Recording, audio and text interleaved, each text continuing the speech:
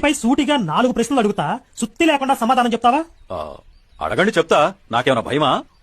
Good. Question number 1.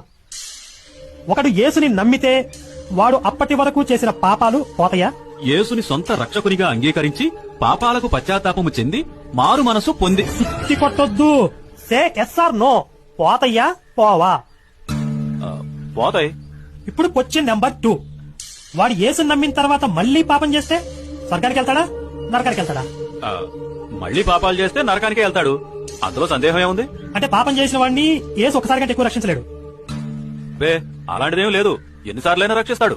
అంటే యేసుని నమ్మితే ఎన్ని పాపాలైనా చేయొచ్చు. అబే, అదేం లేదండి. నేను చెప్పేది ఏంటంటే, సరే సరే అది వదిలే. యేసు పుట్టింది 2000 ఏళ్ల క్రితం.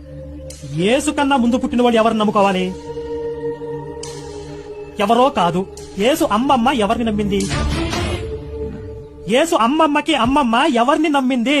అదేంటండి అలా అడుగుతారేంటి? అదేం ప్రశ్న అసలు? నేను లాజికల్ గానే అడుగుతున్నా. యేసుని నమ్మితేనే స్వర్గం అనంటే యేసు తాత ముత్తాతలు ఎవరిని నమ్మారు?